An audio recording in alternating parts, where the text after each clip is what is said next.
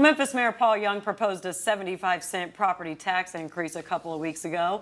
And if approved and passed, he plans to use the revenue for what he calls public safety initiatives as the city grapples with a crime crisis. The key is getting it approved and passed. Right. He also says it's needed to make up for a multi-million-dollar deficit.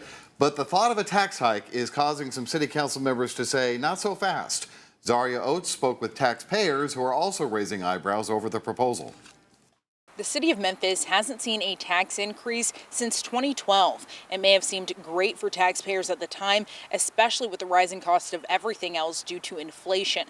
However, now, 12 years later, Memphians are faced with a possible 75-cent tax increase. Memphis did not end up in this position overnight.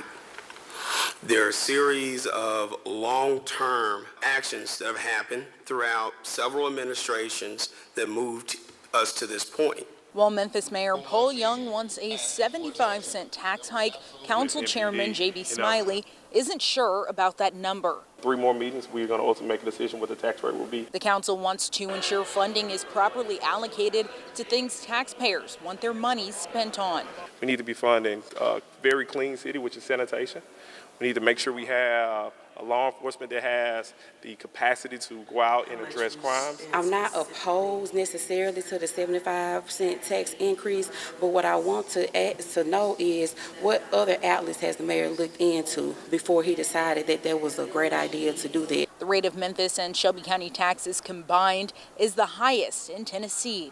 You're going to lose people, you're going to lose businesses, and it's not going to be good. City leaders say they understand the frustration, but high rates are reflected in the number of resources. We have at least 14 libraries, 120 some odd parks, 20 plus community centers.